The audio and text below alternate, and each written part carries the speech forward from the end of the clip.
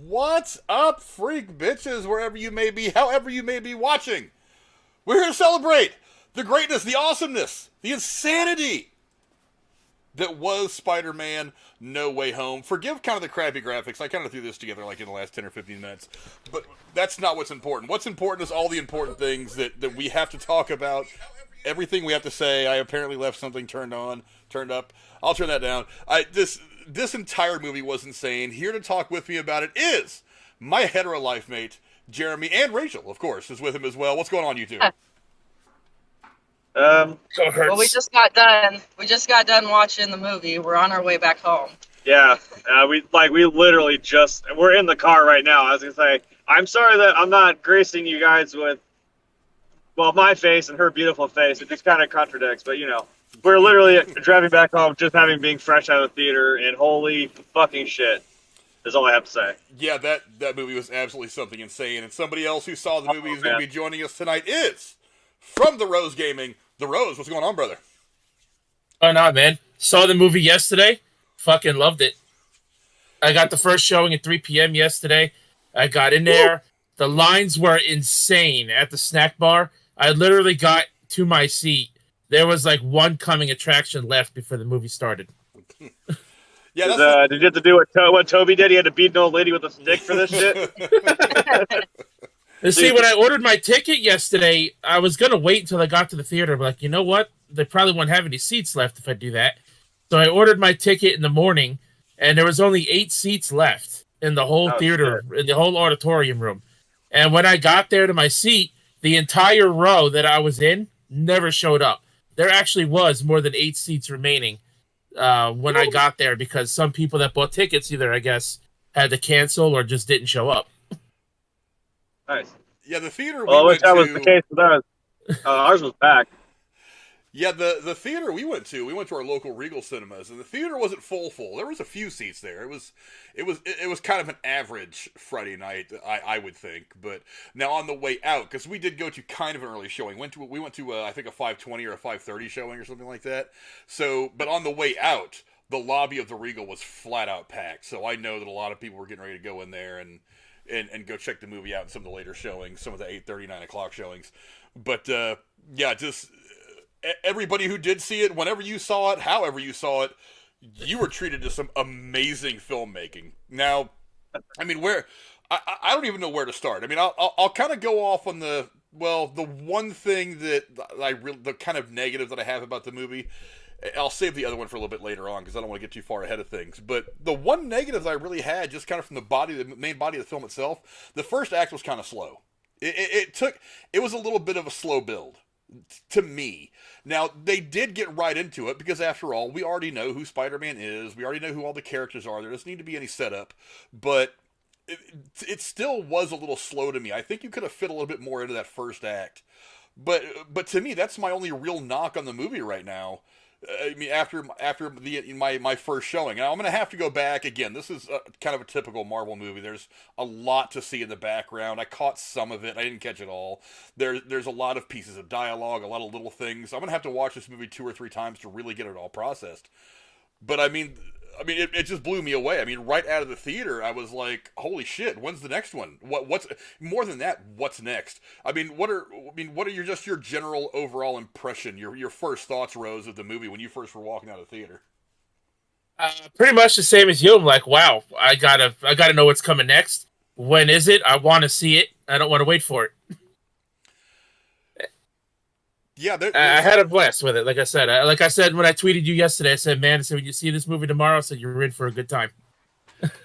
Yeah, there's a whole lot. I mean, Jeremy, and Rachel, what were some of your guys' initial thoughts just walking out of the theater? And it's very fresh for you guys. You guys are just minutes out of the theater. We are driving away as we speak. Yes. What's on your mind right now? I mean, just some of the initial quick thoughts about the film. Oh, wow. Okay, I tried to be ladies first, but all right. Age before beauty, dear. Look, just because I am almost 30, I do not need to be reminded of it. Don't say a word, Frank. Well, look, I know all day, like my buddy at work saw it yesterday, And he's like, man, I can't be around you. I just want to fucking say it. I want to say everything. I'm like, just chill, man. It'll be all right. Just chill. Because he said the same thing you did. He's like, I don't know. He felt like the first part was kind of slow. But I mean, if that's really the only negative, I mean, I don't know. I didn't think it was really slow. It just kind of picked up right where we left off, which I'm fine with that. And then it kind of, but I mean, when it hit the fucking gas, it hit the goddamn gas at Mach 5. And I was like, whoa, shit. I'm going to get whiplash. Hold on. I mean, I'm gonna need a fucking backcrack from Andrew Garfield after this motherfucker. Seriously. It looked like it felt good. I don't know. What do you think? Yeah, I hadn't seen the Andrew Garfield Spider-Mans. I'll be upfront about that. I saw the Tobey Maguire ones when I was a kid. So with Marvel movies, for me, I'm not like a super fan or like know everything that's going on, but this movie I actually felt like I knew pretty much everything that's going on. Like, this movie felt really easy to follow for me, which is nice. I didn't feel like I had to ask a bunch of questions in the middle of it, which is also nice.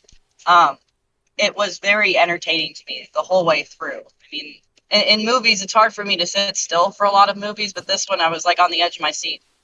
Right when it like started off in like the middle of it, when it really just took off, I was on the edge of my seat till the end. And we watched it in 3D, so we were fucking literally on the fucking edge of our seat, like, whoa, that was wild. Yeah, that's kind of what I thought. It's like, even though the first act was slow, the second act comes around, and it was balls out for the rest of the movie. I mean, just full speed ahead.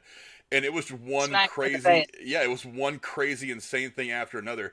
One of the things that I really liked about this movie is I wasn't sure. Look, it was the worst kept secret ever in history that the other two Spider-Men were going to show up in this movie.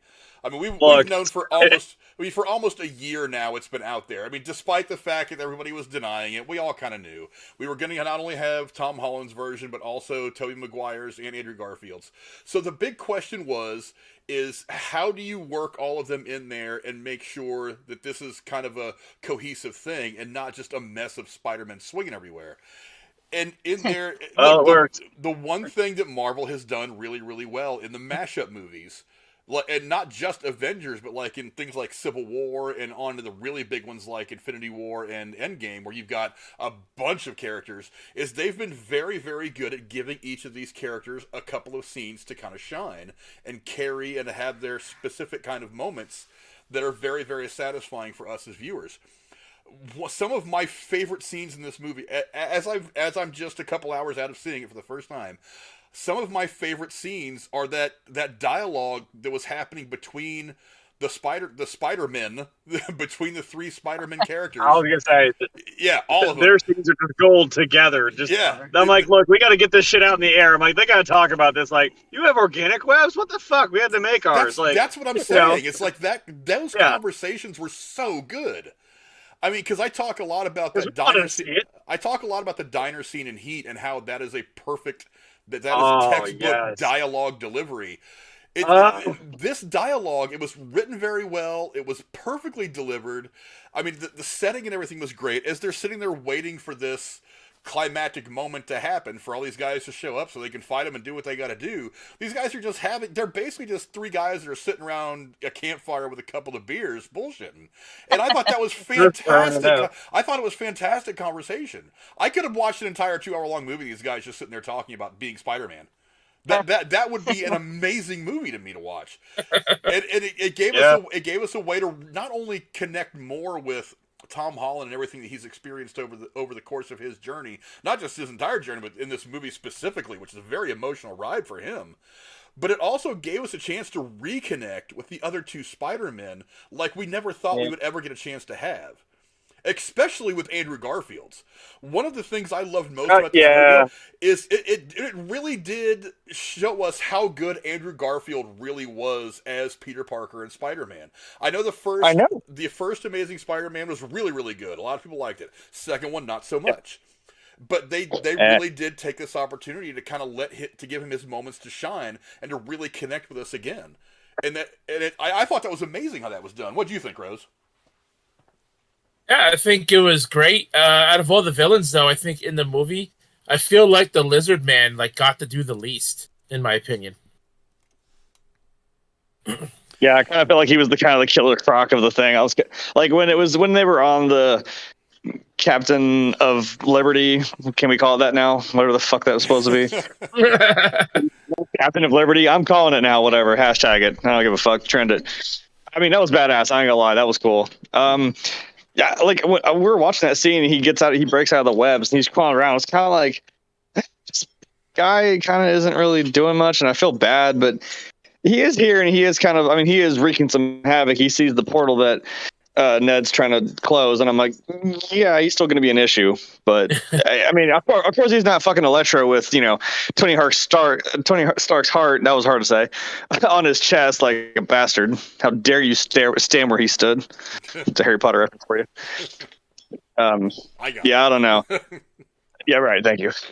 I mean, yeah, he's obviously as like god powered as Electro becomes in this movie, or even Sandman's kind of a nuisance. I don't know. Yeah, another thing I really loved is the way they use the villains. This is something that I had predicted in our stream yesterday, is that I thought honestly that Otto Octavius was not going to be a bad guy in this movie. That he was that his overwhelming understanding and caring about Peter was going to win out, even though this was not his version of Peter. And and Otto Octavius being a logical man, someone who can see things objectively, even after... And without his arms controlling him, I was like, this is truly him now. That's like, even after he's had his little awakening, he was never a bad guy, as I've always said. Yeah, that even after all that, he still has the sense to understand that what Peter's trying to do is the right thing. And like I said, he is essentially a good guy for this entire movie. And there was that moment right at the end where he kind of rolls up behind Electro, and you're kind of wondering, is he the bad guy or is he still the good guy? What's he going to do? And he makes that decision to go ahead and help Peter to defeat Electro, who was whooping everybody's ass at that point.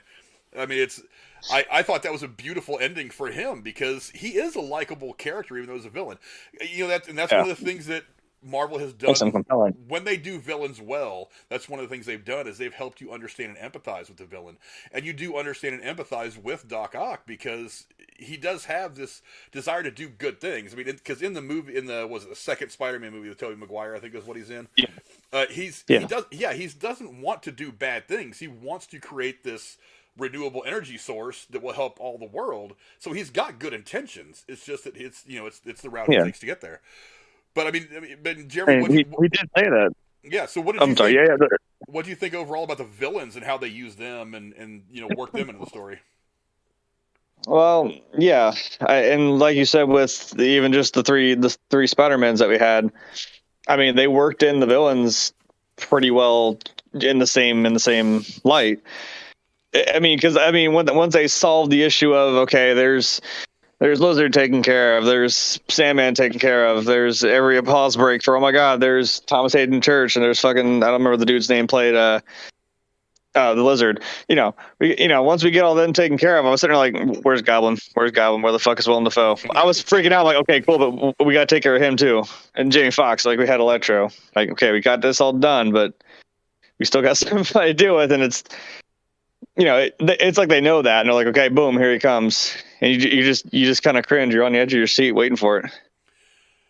Yeah, I also knew that ahead of time. I had heard who it was, but I had heard wrong, apparently, who the big death was going to be in this movie. I knew there had to be one, because one of the things that Tom Holland had been saying for the last several weeks is that there is a very big emotional jolt in this movie that's going to really mess people up. What's up, Almighty? When I see you, brother, thanks for coming to hang out with us. Wandy, what's going on to you, my man? But I did not see it coming. I honestly, and this is what I had heard, but I didn't know it for sure. I had heard that Ned was going to be the one that died in this movie. I had heard that from somewhere. I didn't know how true it was. I hadn't seen any clips or hadn't really heard a lot of people talking about it. I just thought maybe that was one of the spoilers that people were holding on to. So as we get farther and farther into the movie, I'm like, well, it could happen here, it could happen there. And then the big fight comes up at Happy's condo with all the guys and stuff like that. And the fact that Aunt May is the one that ends up dying, that was now look, it did not get me to the point of tears. I have never to this day cried at a movie. I've come close a few times. It didn't get me to that point, but it was shocking as hell. I did not see it coming that she was going to be the one that died. I mean, Yeah, Jeremy, I didn't see it coming either. yeah, Jeremy. I mean, what were you thinking? What were you guys thinking in that moment? Well, I mean, I saw the glider coming in. I'm like, oh my god, is this like this is his one? This is like his WWE move. That's his finish. If he was if the Goblin was a fucking wrestler, because you know he would be in the fucking 80s, that'd be a fucking getup he'd do. I'm like, that's his little fucking finisher. That's his little signature move. He fucking has that glider fly the fuck in on somebody, and unfortunately, you know, we know what happens to him in the normal universe. But as soon as I saw that thing clip Aunt May, I was like, whoa, we're doing it. But then, I mean, no, Played with your emotions too. I feel like I'm like, she was fine. yeah. Sudden, it's like, nope, I'm dying. I mean, she stood up too. Aunt May's a bad bitch. She had a thing. She was ready to fight, dude. I was like, all right, cool. And yeah, she's a strong character. But then I was like, and it didn't have me in tears. I mean, I got really emotional. I mean, it's gonna sound funny what I actually cried at, but I mean, look, it's fair. No, but then I was like, oh, but it kind of makes sense. Aunt May's the one who dies now instead of Uncle Ben. I was like, oh fuck, that's his. And then using that to connect all of the Spider-Men also. Yeah, like that was their defining. That brought him back from I'm over this, I'm too depressed to go on with this kind of a thing. When he was dealing with that, standing in the rain right after she died, it's like, okay, is Spider-Man about to commit suicide? Because that's kind of what it felt like. I thought he was just going to go into a rage like the other two. Like they had their moments of, that's what happened. Yeah, another fantastic scene is when they all meet up on that rooftop and they are having that conversation. And I had predicted very wrongly, and it was a way outside the box theory that I wouldn't have bet money on, to be honest. But the idea of Uncle Ben making an appearance somehow, because he has just not been discussed in this Tom Holland iteration of Spider-Man at all. And I was thinking about it as I'm watching the scene, that even though Uncle Ben has not appeared or been significant in this, the message that he delivers is still very awesome. much there and resonating through this iteration of Spider-Man. And I think, and even like Marissa Tomei's character, Aunt May, she even says, with great power comes great responsibility. And her death is one of the things that really affected him the way that Uncle Ben's death affected the other two Spider-Men. I thought, you know what, this is that moment for him. Without Uncle Ben, they still managed to have this moment. Now, I had thought that, and then, Jeremy, you and I had talked yesterday about how I think Tony Stark's death was kind of serving that role for Peter in this MCU version. But I mean, that all those other Uncle Bens, it's like it came, we had that emotional thing from each different Spider-Man, and then it happens to Tom Holland's character in the form of Aunt May this time. I mean, I couldn't have been more wrong, but I mean, it just worked out great that he did still have that Uncle Ben kind of moment. I mean, what did you guys think of that conversation on top of the rooftop, Jeremy, about, that? Because I thought that was fantastic. I just thought that was killer. Well, all I really wanted to say was, but at least this time, Tom Holland had, his Spider-Man support group to kind of help him through that a little. You know what I mean? It's, hi, I'm Peter Parker, and my Uncle Ben died, or my Aunt May died. Like it's fucking AA for Spider-Man. You know what I mean? I don't know. But at least he had that support there, and I mean, as there's a scene that I'm sure we're going to talk about later. I mean, one of them steps in to kind of like help him, like, okay, don't go too fucking far over the edge, dude. Like, because we've been there, like, we get it. Oh yeah. What do you think, Rose? You didn't have, and it also didn't help, Peter's situation after, he lost May. It didn't help the situation that Jonah Jameson's on the freaking news thing with his conspiracy shit, talking down to Spider-Man and saying Spider-Man's no good, and, wherever he goes, chaos follows, and then he just went and disappeared, and we didn't know where he went until after Tobey Maguire and Andrew Garfield show up.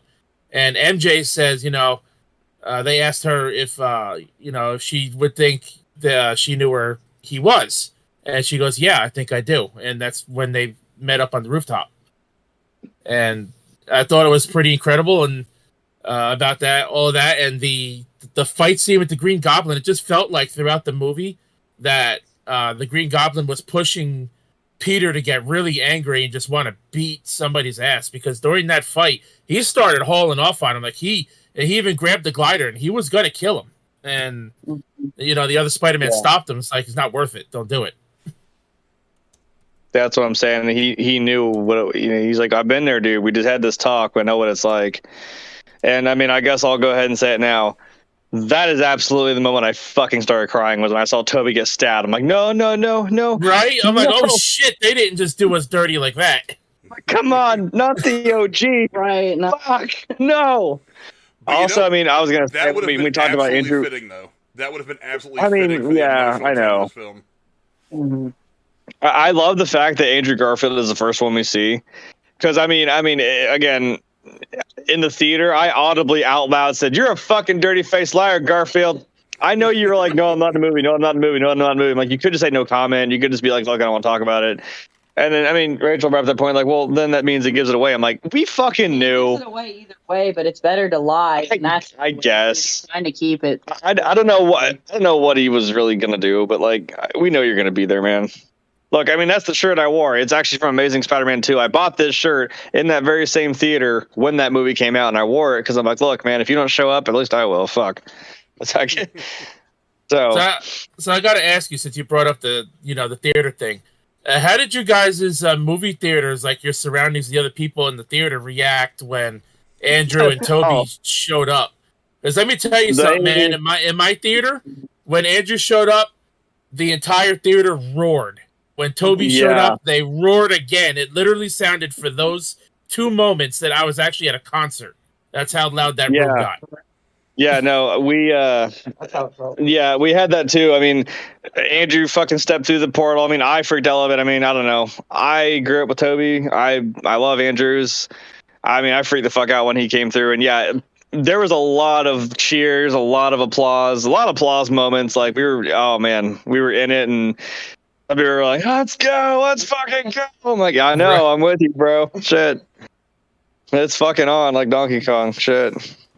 Let's go back to the first act for a minute. Even though it started kind of slow, there was some interesting narrative stuff in there. Number one is like the initial reaction of everybody to Spider-Man being outed. I was really interested in the first couple minutes of the movie, where the whole message from Mysterio is playing. Peter Parker is Spider-Man. He goes down there to try to get MJ out of that mob of people, and I thought it was interesting that they ended up acting like people probably would have acted in real life, like absolute morons. I mean, a couple of them were asking dumb questions. The one girl actually reaches for his mask trying to take it off, and then pulls this stupid fucking Karen bullshit when he like slaps her hand away. Spider-Man hit me! Spider-Man hit me! And the one guy who just does like just dives off the hood of the cab trying to get him as they're swinging away. That whole sequence to me was very interesting, because it's, especially as they get into the next school year, and he has to walk into school knowing that this stuff's all there. It's that ball and chain around his ankle that he just can't shake. I mean, that was an interesting way to kind of show us where Peter was going to be through this first part of the movie. Rose, what did you think about how they kind of put Spider-Man, how they put Peter, not Spider-Man, but put Peter in this kind of dark spot right at the beginning of the film? Peter 1, not Peter 2 or 3. Yeah. Of course. Yeah, of course. I mean, I felt like they definitely put the guy through the ringer. Like, fucking dude's had his whole world like all fucked up by Mysterio, to the point where he had to leave his home because, people were throwing shit through the windows, and they had all the helicopters surrounding his home, and he's over here trying to close all the windows, and then they're looking at the TV. He's like, is that our home? And then you had the windows breaking shit, and then him and MJ and Ned, they all got denied to go to the same school, all because of Peter and their association to him. I'm like, wow, man, they're really hitting like all points, like all points on this guy. Like Mysterio really ruined his life. Well, it also doesn't help that can we talk about the fact that J. Jonah Jameson is basically the fucking Alex Jones of this universe right now? He had a few moments too. Yeah. Well, it makes sense that the Daily Bugle kind of transformed into basically fucking BuzzFeed. I'm like, oh, that's so shitty, but it makes so much sense, and I love it. BuzzFeed, Infowars, it's oh my god. Well, He starts talking about and frogs again. It blows my mind. It makes absolute sense. I mean, in this modern world Yeah. that we live in, which is very, very different from the worlds that we've seen either Andrew Garfield or Tobey Maguire exist in. That's how it would be in the modern age. So it's not like the 2000s is now. It was a great way to modernize, and it even really had fun with it all. I thought that was a really fun thing to do. I liked how they were looking for the monsters on TikTok.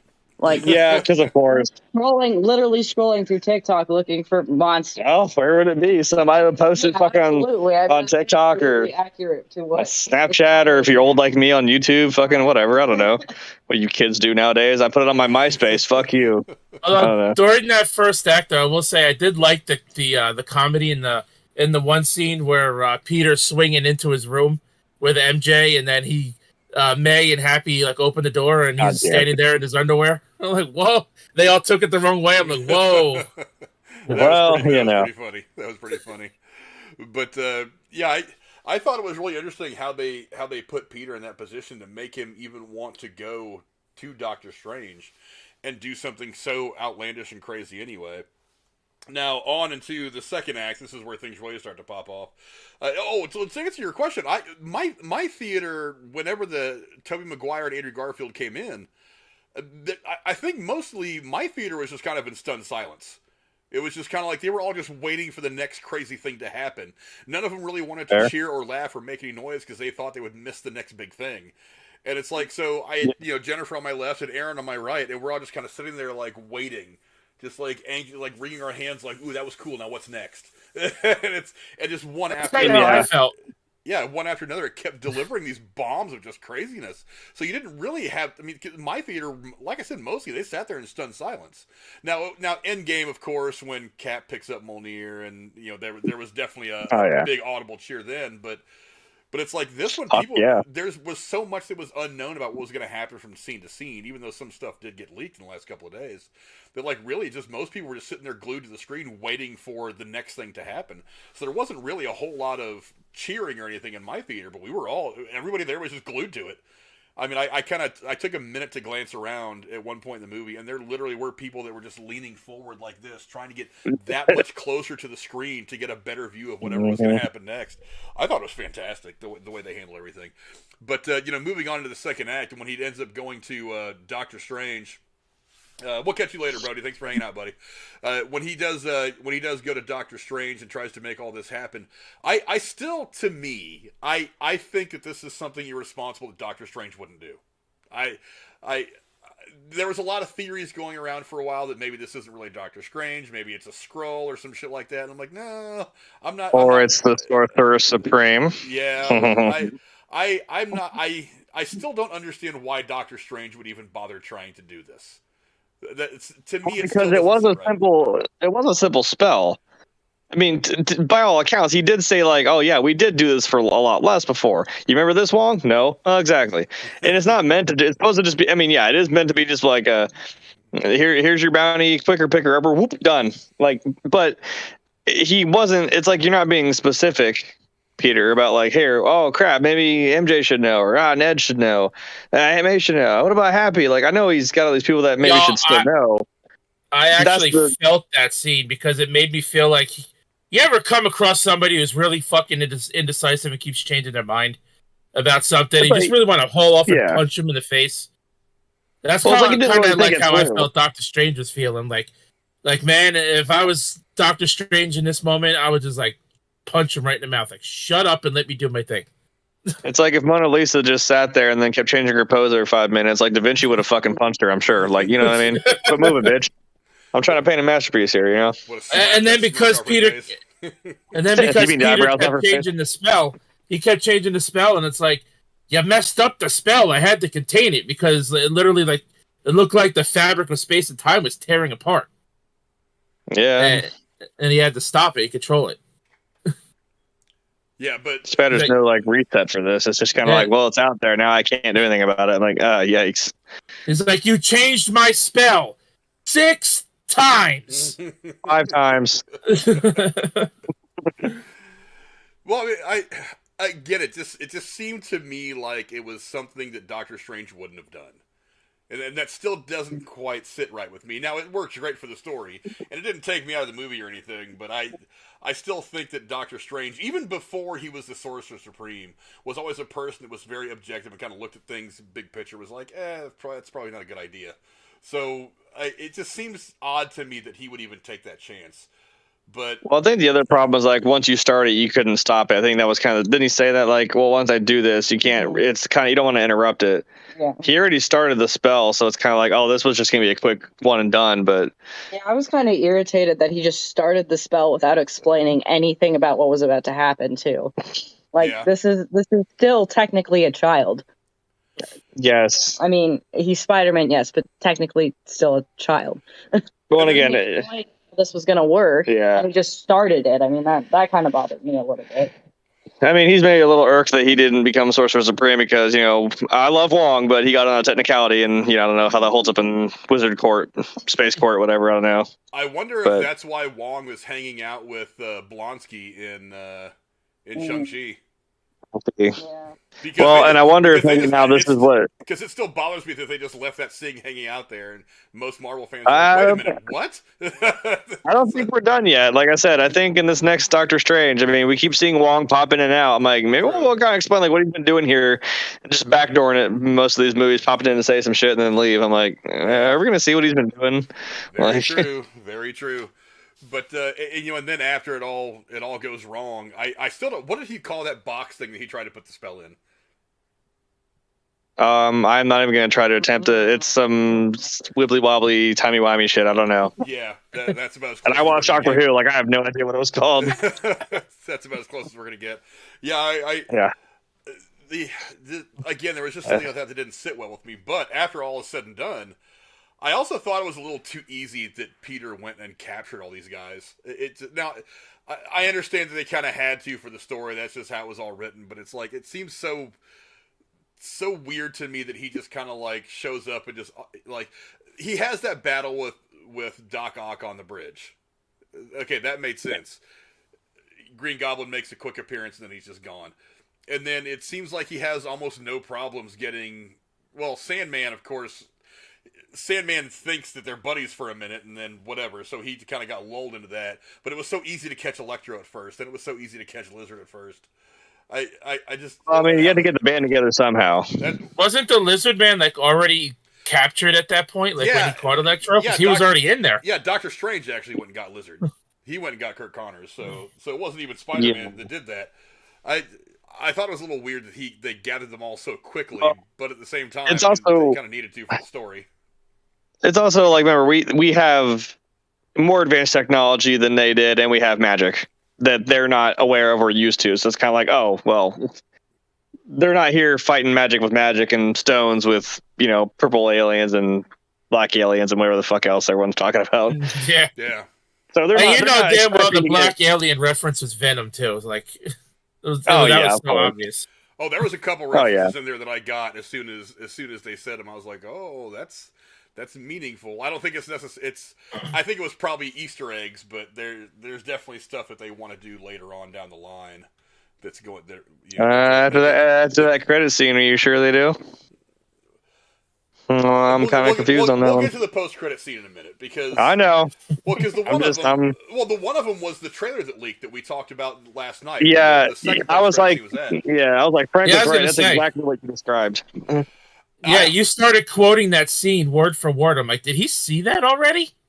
Right. See, I'm like, I won't believe it until I see it. I mean, I wasn't discrediting anything you saw, man, but I was like, oh my god, no, he saw the real thing then because that was word for word what you told me. So, well, I really thought that the trailer for Doctor Strange would just play in front of this movie. I thought to myself, well, it got leaked. It's all over YouTube, even though it was kind of a shitty camera copy and it had Japanese subtitles, but it was very watchable. I thought that Sony would be like, you know what, screw it, let's just go ahead and put it out, and they would just put it out in front of this movie. Making it one of the post-credit scenes was, I mean, it's not unheard of. I think, as a matter of fact, after the first Avengers trailer was a post-credit scene from Captain America: The First Avenger. That was the first official release of the Avengers trailer.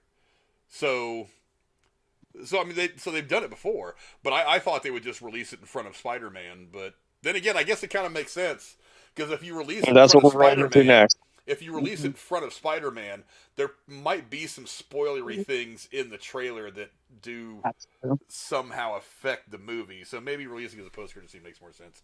But yeah, I mean, getting on into the okay, we did. Oh, Jeremy, you should be happy. We did get kind of the Peters pointing at each other moment when they were in the lab getting all the stuff ready for the final fight. I know. I instead of like, yes, kind of did. oh, you goddamn know that is going to be screenshotted and fucking put to death all over the internet. It's going to be fucking used. Oh my god. I'm so happy they did. I'm like, you know what? I know they were all going to start talking about, like, even like I said, it's like that's what you want to see. I want to see the three of these guys actually talking about the shit we all talk about and the jokes we make, the memes we make. I love that. Hey, Peter. Yes. Yes. Everyone. I'm sorry. Yes, everyone. At point, I'm like, oh yeah. And they have to talk about the web shooters. I'm like, oh yeah, of course. We're gonna have the weird discussions we want to talk about. And he got web blocked, and that's a new fucking phrase I'm gonna use now. That's amazing. There's Peter Temple. There's web locked. Oh yeah. We're getting some good stuff out of this iteration. Some funny little catchphrases out of this iteration of Spider-Man. Oh yeah, it's like, look, we gotta talk about it. We all gotta discuss. Like, okay, wait a minute, guys. So hold on. Like, so what do you do? How does your shit work? Who have you fought? Like, what kind of shit did you fight? I'm like, yeah, right. So, and I mean, kind of in the same vein, again, the theater fucking went mad when Jamie Foxx, Electro, was talking to Andrew Garfield. He's like, oh, there's got to be a black Spider-Man. Like, yes. I kind of looked at Aaron and I just kind of like said Miles Morales. There it is right there. Right. But that's what I thought too. I actually took that reference in two different directions. The way I took that reference was Miles Morales, and the other direction I took that reference in was in the third movie, Tobey Maguire did wear a black Spider-Man suit for a little while in that movie. He had the black and gold suit in this one. Tom Holland did. So yeah, that makes sense. Oh, I have to mention this. I knew people were going to do this. I'm surprised when my buddy went. I mean, I'm not surprised. Some people were wearing like the full-on spandex Spider-Man suits, and I'm like, that's cool. I don't know why it didn't click until a certain moment happened. There were a couple of guys and it's going to sound dumb now. Now I get it. These guys walked out of the theater like dressed in all black, like a suit. And I'm like, what, who the fuck? I didn't know they came out of the same movie. I was like, what the fuck are they doing? And the guy pulled out his fucking speaker and played the goddamn song, and they just shuffled down the fucking theater. I'm like, oh, you fuckers. God damn it. Pretty funny. Yeah, like they pointed at each other. They kind of did the little fucking little shimmies and the little fucking. I'm like, okay, all right, guys, that's pretty good. Yeah, it was all worth it. Let's talk a little bit about that final act, that third act, where everything comes to a head. For one, I mean, the visual of what they're doing to the Statue of Liberty, adding a big shield onto it and stuff. I was like, that's some comic book ridiculousness right there. Well, makes sense though.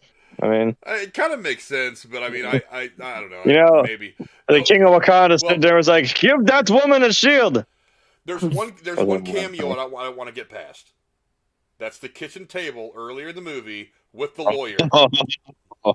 Look, I did not at all think that they would go back to Charlie Cox to play Matt Murdock.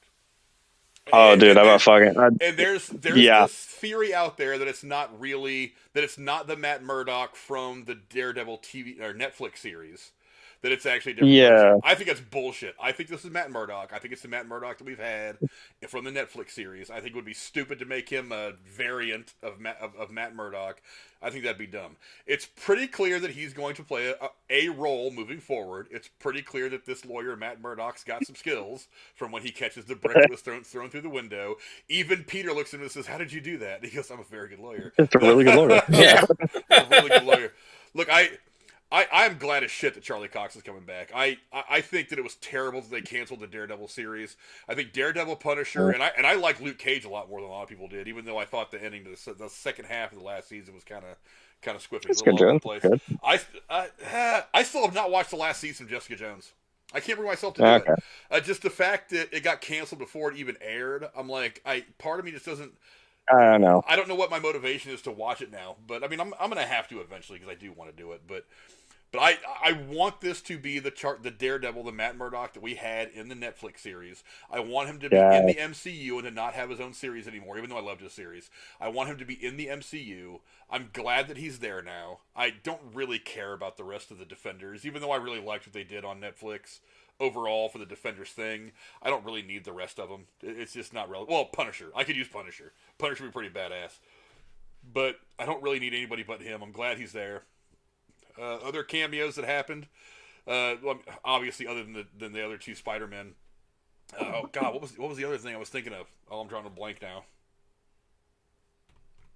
Oh, there was another cameo that kind of jumped out at me when I first saw it. Now I'm drawing a blank. Oh well, I'll remember it eventually anyway. But what did you guys think of that whole scene with Matt Murdock? Because that's one of the pictures that John Campea released that I first saw it and I was like, that's fake. I don't buy that picture at all because there were some things about believe that. That's the genius of that. Well, there was some things. Well, I mean, it's not just that. There were some things about the lighting of the picture I didn't like. There was some. I mean, because like if the picture that I saw, and I don't have it to put up, but the picture that I had seen was them sitting at the table. It was that part of the scene, but the top half looked like somebody had photoshopped a piece of Matt Murdock from like another thing because the legs looked weird. So it looked like there was somebody like in a superhero suit and some tighter pants underneath the legs. But yeah, photoshopping your real fuck with people. So I thought that was photoshopped as shit, but I was wrong. That's pretty much exactly the image that we got, and it was fantastic. What's up, Jason, Michael? Glad you could come hang out with us, man. But yeah, I thought that was fake as fuck, and I was wrong. I really didn't think we'd see Charlie Cox in here until we get to that scene. And before it even shows his face, it pans into that scene, and I was kind of like, oh shit, this is that picture. I was like, I was way wrong. This is that picture. And then they had that conversation, and I was like, holy shit, that's badass. I love that Charlie Cox is back in this. Rose, what do you think? I had no idea. Yeah, Rose, did you watch any of the Defenders stuff on Netflix? No, I was actually just gonna say, like, again with that scene, when Matt Murdock was shown, everyone in the theater just started clapping, and to me, like, that went over my head because I don't follow everything, like, me, Spider-Man, Venom, Avengers, Deadpool, some X-Men stuff. I don't follow everything, so to me, that went right over my head, and I was just like, just sitting there watching it. You could say he was blind to that. Oh, okay. Got him. Sorry, bud. But yeah, that just totally went right over my head. Like, everyone else knew it, and I'm just sitting there like, okay. Yeah, that really blew me away. The other picture that John Campea released, I don't know that there is an exact. This may have been a set pick or something that was done for like marketing purposes. Was all three Spider-Men standing there with no mask on the scaffolding around the Statue of Liberty, looking up at something. I don't know that we got that exact shot in the movie, but it's not unheard of. It could have just been a publicity thing. There were a couple of scenes that from the trailers that did not play out the same way in the movie. That it wasn't unexpected. It's not unheard of, especially for movies like this, to shoot scenes specifically for the trailers that aren't going to end up in the movie. They've done that for other Marvel things, well, a lot of Marvel things, really, since the beginning of the whole MCU. They've done it for other action movies and big release movies. I know Star Wars, there was a couple of things in Star Wars that were filmed specifically for the trailer that weren't used in the films. But it just made it that much funner when we saw the actual stuff happening in the movie. But yeah, but that final fight scene, I mean, let's get to that before we get to any of the post-credit scene stuff. That final fight scene, insanity, complete fucking insanity. The idea of these guys who are, and they even mention it, as they're trying to get their shit together. The idea of these guys who are so used to working alone, having to work in a team and having to approach this whole thing differently. Jeremy, what do you think about that whole aspect of it all? Well, two of them, one of them was on a team. Might have been a band, we don't know. Spider band, right? Spider band. Shit. I mean, it's like, yeah, they tried to do like, it's like their instinct just kind of kicked in, and they're like, all right, let's go, like, let's fight, and then like they're tripping over one another. And it's like, okay, wait, we had to come up with a better plan than this. Like, hold on, we got to help each other out here. And being that it's collectively kind of just all their villains, it's like, okay, we can do this. And I know I didn't want to. I kind of feel Andrew Garfield's because he's like Spider-Man 1, Spider-Man 2. He's like, yeah, Spider-Man 3, fucking whatever. I'm like, man, like I feel him. I really do. I was like, yeah, like, all right, we established this. All right, let's go. Spider Avengers go, whatever, assemble or web assemble, whatever. I fucking don't know. One of the things that was really cool about that last sequence, though, was they did showcase Andrew Garfield a little bit more than the other two, which I thought was really, really cool because he's always the one of the three that has always been kind of maligned. You know what I mean? It's like everybody loves Tobey Maguire because most people grew up with Tobey Maguire as Spider-Man. We all love Tom Holland because he's part of the MCU, which has become kind of this unreal, crazy, successful thing.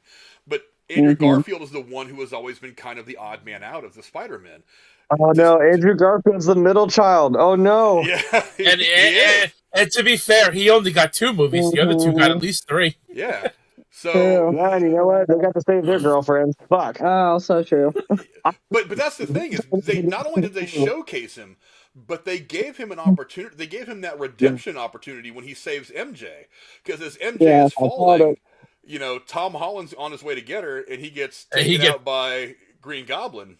Yeah, he got fucking speared in midair. I'm like, oh no, we're not going to get 2 major deaths in this movie, are we? And then there's that. We could have. I mean, honestly, I was 50-50 whether MJ was going to make it out of this thing alive or not. But as she's falling, and then you see Andrew Garfield go after her, and then when he saves her, they're down on the ground, and there is that moment where you can see it on his face. And look, I've said it a bunch of times. I love it when people act with their eyes and their. Yes. You could see it in his eyes and his facial expression. There is that moment where he got that vindication. He got that, you know, he finally felt right, like he saved the girl. So now he can feel like he's worthy again.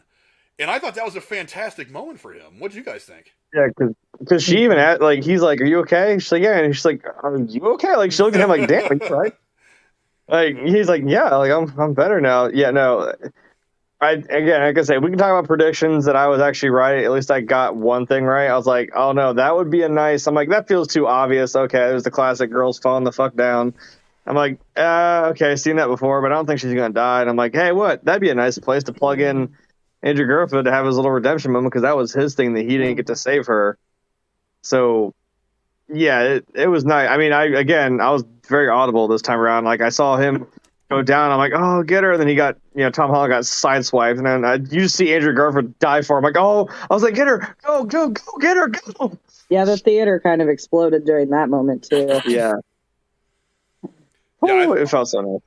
And to top it off, it's just, dude, Tobey Maguire is fucking phenomenal in this movie. Yeah. Look, for one, he is older. And I don't think they hit it. But I don't think, I mean, they didn't play to it, but they didn't hide it. He's obviously more experienced than the other two. Certainly more experienced than Tom Holland's version of Spider-Man. He's obviously been around. I love the way that he kind of falls into the elder statesman role of the three. And he even talking to Andrew Garfield in that one scene about how him and MJ have made it work. It's hard, but we make it work. Because I mean, obviously, Andrew Garfield's Spider-Man, the guy's been run through the ringers. I mean, he's very grizzled. He's still very angry, very mad. He couldn't save Gwen. So the path where he's at in his journey as Spider-Man is very different from where Tobey Maguire is in his journey as Spider-Man, and is very different from where Tom Holland is at that point. And I like the fact that he kind of helps give a little bit of perspective to Andrew Garfield about his journey. I mean, what did you guys think of that dialogue between them? Because I thought it was phenomenal. You want to go first, Rose? Go ahead. I was waiting to see if you're going to go first. I know, but I've been going first. I mean, like, go ahead. I'll let you take the reign on this one. Yeah, I mean, there's really not much I didn't enjoy from this movie. I thought everything was great and stuff like that, and the whole thing, I think too, with him with Toby having the back problems and Andrew Garfield's helping him out, like, showed his age too. I guess I think that I felt that helped showed that Toby is definitely the older, more experienced out of the three of them. And I'll be honest, I didn't really like Tom Holland all that much in Spider-Man: Homecoming. Like, I didn't care for him as Spider-Man in that movie. In fact, in Homecoming, I liked that one the least out of this current trilogy. He grew on me more with the last movie, and coming out of this movie, I gotta say, I've really done a complete 180 on Tom Holland as Spider-Man now. I think he should do another movie or two. If whenever that'll happen, if that'll happen, 'cause we don't know what's going on. There's plenty of hints, but we don't know what's going on. For sure. Yeah, they really did get their fresh start. We did kind of Days of Future Past this shit. We hit the reset button, so it's possible. I'm just tired of reboots, man. I don't want to see another Spider-Man reboot after every 2 or 3 movies. I mean, look, I love Batman. How many fucking people played Batman over the fucking years? I don't know. I was also, when Toby was talking about his back problems, and he's like, "Hey, it's probably a little stiff while swinging around." I'm like, that's probably fair, but also I was like, dude, bro, fell down some fucking fire escapes when he fought Harry Osborn in the fucking third movie. I'm like, he did get up and he goes like, "Oh, my back." I'm like, yeah, dude, you just you're Spider-Man, but damn, that had to hurt. Holy shit. You're gonna be sore from that one for a fucking minute. That back cracking scene was hilarious. Yeah. I mean, yeah, because Tobey Maguire, it feels like he is the older brother kind of guy. Like, they're all, it's like, imagine they're all siblings. He's definitely kind of like the older brother kind of to the two guys, and they're all kind of in their different states of. I guess they're, like you said, it's their journey through being Spider-Man. They're all in their different little paths. Like, he's kind of like I said, he could be like the older brother who's already, gone off to college or just graduated college, has moved out. Andrew Garfield's kind of like he's still trying to figure shit out. He's probably about to graduate high school. And then, we got Tom Holland, he is still in high school trying to get into college. And they're kind of at these different points, and it mirrors, their journeys. In that respect, I can't reach that. Sorry. Before we go too much farther and get towards the end of the movie, I want to shout the chat real quick. The Rose was first. Actually, Penny the Pooh was first in. I'm sorry. Penny the Pooh is always the first one in everybody's chat for some reason. I got the Rose who's on the call. Awandi, what's going on, Awandi? Almighty One, what's up? The artist formerly known as Jabroni Jabber. Brody, he actually had to bail out a little bit ago, but that's cool. Jason Michael, what's going on with you, my man? MJ, hey, MJ, uh-oh. You're still alive. Yeah, thanks to all you guys for coming and hanging out and listening to us. A much later stream than what we're usually doing, but still, I wanted to make sure that we'd be able to get Jeremy and Rachel on here. But yeah, I mean, that final fight scene, after everything is said and done, obviously Doc Ock, as I predicted, was essentially a good guy for most of the movie. I also want to point out that everything that I predicted wouldn't happen didn't happen. There was no X-Men. There was no Fantastic Four. A lot of people thought that there would be a vision of Avengers Tower, but it would say Baxter on the side instead of the big A or Stark. Didn't get that. There was no Sinister Six. I was right about that. Well, I mean, I think kind of. I don't know. I don't think that they're after seeing this movie, I don't think they're going to go the Sinister Six route like they wanted to. I know that they really, really wanted to deal with Andrew Garfield's Spider-Man, but I mean, for whatever reason, it didn't. Ready for that too. I think this is as close as Sony's ever really going to get to doing it. But I mean, it was pretty fucking awesome. I mean, I know it probably wasn't the Sinister Six they've been wanting to do, but God, it was wild. I mean, I can't imagine them making a Sinister Six movie that's as good as this. I mean, yeah, I was like, when they were all in the containers there, I'm like, ooh, are we mirroring the Sinister Six a little bit? You got Doc Ock at least, shit.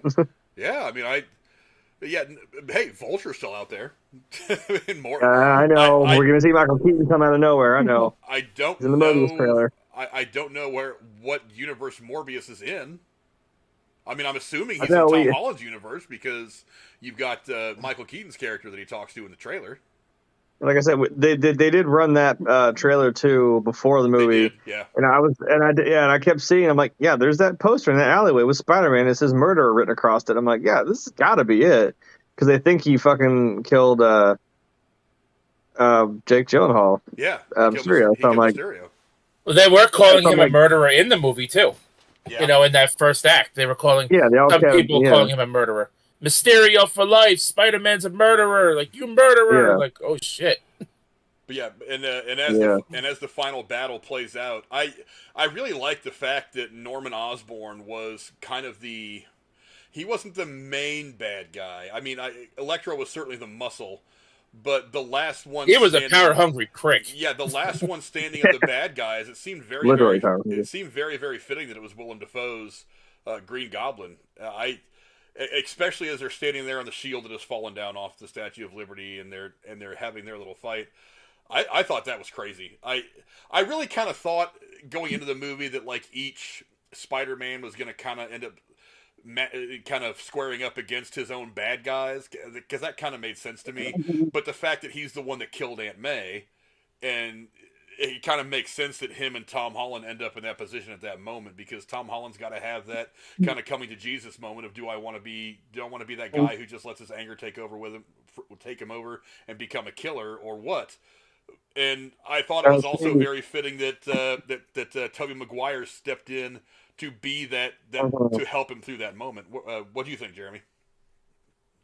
Yeah, and that's like I said, it made sense that, and when that was going on, when he was just beating the ever-loving shit out of Willem Dafoe, I was like, God damn, this movie is getting dark. Holy fuck. And when he picked up his glider, I'm like, oh my God, the irony, you're going to get stabbed again, bro. I was kind of like, I was trying to play it because it was kind of going real slow and like slow motion building up. I was thinking in my head, like, okay, what if this goes one way or the other? Like, oh my God, is he going to do it? Like, what's going to happen? Then if he doesn't, like, okay, so then what? I don't know. Yeah, then seeing Toby step in at least, and again, like he's trying to play that like mentor to the other two Spider-Man, and he's kind of like, I love they don't have to say anything. They kind of look at each other, and he just like looks at him like, dude, like you don't want to fucking do this, trust me. You know, because he was the one who did that same thing where he's like, yeah, I went and fucking straight up found the guy who I thought killed Uncle Ben, and that did not make me feel any better, and it wasn't even the fucking right guy. Yeah, there was a Sandman in that movie, right? There was a Sandman that killed him, I believe. Yeah, it was eventually a Sandman. It was yeah, but and I know it's very on point that all of a sudden, yeah, then that ends up betraying fucking Toby, and he gets quite literally stabbed in the back. And then I was like, you know what? I'm with Tom Holland. I am filled with rage, dude. Fuck you. You have to die now. I'm sorry. You did not just kill my boy like that. Come on. Yeah, and then and as you said, when Green Goblin stabs Tobey Maguire in the back, I thought to myself, oh my God, does one of these guys actually go down in this movie? I was like, I could have handled Andrew Garfield going down, but like when he stabs Tobey Maguire in the back, man, what the fuck? Look, I mean, I'm sorry. I mean, I like Andrew Garfield in the role, but I'm like, sorry, if one of them's got to go down. I mean, it can't be you know, what's his name, Tom Holland, because he's still got more Spider-Man movies to make. And Andrew Garfield, I mean, it's like, let's face it, he's not going to be putting on the suit again anytime soon. But it's like the OG, the one that everybody grew up watching as Spider-Man. Well, almost everybody grew up watching as Spider-Man is Tobey Maguire. So when he gets stabbed from behind, I was like, he doesn't die too, does he? And I was actually kind of, I feel like that was kind of a head fake, a little bit of a. A little bit of a misdirect. It's like he gets stabbed, and you think Deadpool 2. Yeah, and you think that he's gonna die, and at the end of the movie, he's just like, "That's okay, I've been stabbed before." I was like, "Wow, really?" You kind of like you take that moment, and then you just kind of like pull it back. It's like, "Oh no, psych, he's not really gonna die. We're not really gonna kill him." I thought that shit was crazy. Yeah, you just have too bad. I mean, I know, and I love that moment where you're standing with Andrew Garfield. He's like, "You're in pain, aren't you?" He's like, "Yeah, I'm in pain." I mean, if we're gonna, can I talk about something that I noticed? Because it's gonna bug the shit out of me if I don't say it. Go for it. Something, excuse me, something that I did notice, because then I'm like, you know, I pay attention to a lot of things too, and like Frank does this too, where he's like, oh, there's one thing where you're like, that wasn't not on purpose. I noticed that. Remember in the earlier scenes when they're in Happy's condo or whatever that is, he's got that Lego Death Star, the second Death Star on his desk. Yeah. And he's like building it and shit. Like you see it a couple times, and I don't know why Jamie Foxx like said, "Hey, is that your Legos?" And I'm like, "What? Why do you want to build some? What the fuck, dude?" But at the end, when he gets that apartment and they make that shot of he sat down the Emperor, I'm like, did that not mirror that fucking shit from Return of the Jedi? Where Willem Dafoe is basically the Emperor and he's basically trying to push Tom Holland as kind of like a Luke Skywalker over the edge to kill him. Like, do it, because then guess what? I still kind of win. I'm like, oh, shit. Do it. Right. He was basically, did it. In his little voice. I don't know. To kind of taint his purity a little bit. Yeah, he's being the Emperor to Luke. Like, he's just trying to push him into fucking killing him. And he doesn't give a shit if he dies. He's basically like, fuck you, dude. I don't care. And Green Goblin, he did push, like I say, he was pushing Spider-Man. And when Tom Holland was hauling off on him, he did say something to him, like about time or whatever. He said something. I forgot exactly what it was. It was like 2 or 3 words. And then that's when Holland really got angry and started hauling off some more on him during that final fight. Like he was literally pushing him to he really wanted Spider-Man to get really angry. And you want to go down a dark path, I'm telling you. Yeah. That was intense. Yeah, and then and earlier in the movie, he called him soft too. Like earlier in the movie, when trying to make first the right choice. I love the way that they kind of portrayed Norman as somebody who is kind of split between the good and the bad. Yeah, he really is. I mean, because he's like Doc Ock. He's tormented by the tentacles, and he's tormented by the actual goblin. I don't believe Norman Osborn is a bad guy either. But that goblin shit just fucking overtakes him, and that's the bad part. And he also, like Octavius, has this fondness for Peter. Yeah. So, I mean, not only because they are both like-minded in skills as scientists and very smart people. He's something of a scientist himself. Yeah. That was the other thing I really liked, is some of those lines that were like throwbacks to the other movies. Yeah. They're peppered all over this movie, and oh my god, I smiled every time I heard them. I smiled every time I heard them. Somebody yelled in the theater, "He said the thing!" I'm like, yeah, he did. There's a lot of those. There's a lot of those in the movie. I'm willing to bet that somebody like New Rockstars and Eric Voss is going to do a video where they just pick all those lines out and just like, remember this line, remember this line, remember this line. But yeah, there is a fondness, not only because they have similar backgrounds and similar intelligence, but he is the best friend of his son, and there is not necessarily a name drop, but there is that, just throwing that out there about Harry Osborn. And it's one of the things that I think we all kind of closetly hoped we'd see Harry Osborn, but James Franco is kind of persona non grata in Hollywood right now because of some things. Yeah. But yeah, well, and I genuinely believe that moment when he was standing there with Peter and he's like, "Hey, kid, if you ever want a job and you're not, you feel like commuting to another universe," I'm like, I feel like that was genuine. Yeah. However, we know he's just kind of bullshitting him, but. Yeah, I thought all that stuff was great in the final fight. And when Doctor Strange comes back in after Ned opens up that portal. First off, how the hell does Ned open up a portal? He's worthy. He had the ring. He had Doctor Strange's ring. Yeah, but you aren't magical. You aren't magical. The way I saw it is that you're not magical because you have the ring. You're magical. That's the way they portrayed it, though. But no, but even Doctor Strange. But even Doctor Strange in the first Doctor Strange movie, he has to work to open a portal, and he's super intelligent. But he has to do all the reading, all the studying, do all the practicing to try to open a portal. Dumbass Ned, the guy in the chair, as much as I like Ned, he just puts the ring on once. He waves a hand around, then opens up a portal wherever the hell he wants. I was like, that then he didn't even realize he did it, and then he didn't know how to close it. And then I was like, why can Ned just put on a sling ring and just start opening portals everywhere? Even though Doctor Strange himself had to put so much work into learning how to do that accurately. I don't know. I just kind of was like, whatever. And I know a lot of people out there say that Ned's going to be turning into some bad guy, or that Ned's going to do something. There was something about Ned becoming Hobgoblin or whatever. I don't know if this has anything, if this is supposed to be an allusion to something that's going to happen with Ned on down the line. I just thought it was weird that Doctor Strange has to put in so much work to do something as simple as open a portal, but dumbass Ned's just like, portal, and it opens up, and Tom Holland comes, or he couldn't close it, to be fair. Garfield comes out of one, and Tobey Maguire comes out of another, and then blah blah whatever. I just thought that was a little weird. I mean, it didn't take me out of the movie or anything. I just thought it was kind of silly. But yeah, I mean, the ending of the movie was fantastic.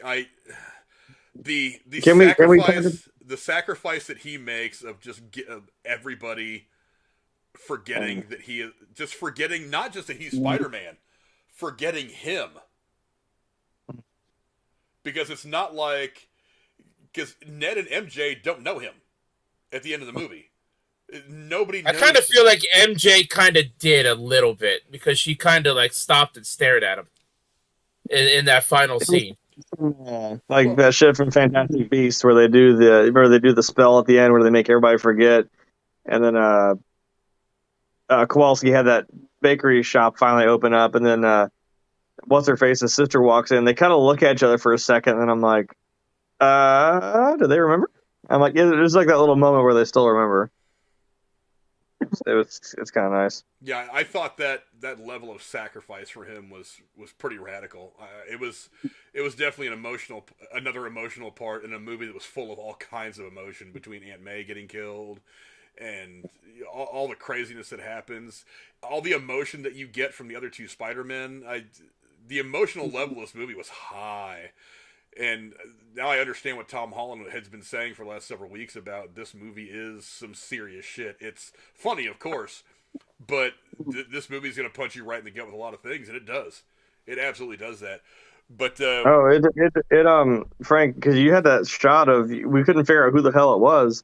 You're like, well, we have that very obvious, shot of Green Goblin, like the OG, what he looked like. And you're like, oh, well, who the fuck is this? What's this? And I'm like, oh, you know what? Now that I saw it, I'm like, that is actually the more comic accurate version of him. Didn't he have like a hood and some like goggles and shit? He looked kind of all tattered. I'm like, hey, well, I think we actually did it right. That's what he's supposed to look like, right? In that scene where May dies, when he jumps on the glider and he's going to fly away, that's what I thought. Is I could see the shades of green under that hoodie.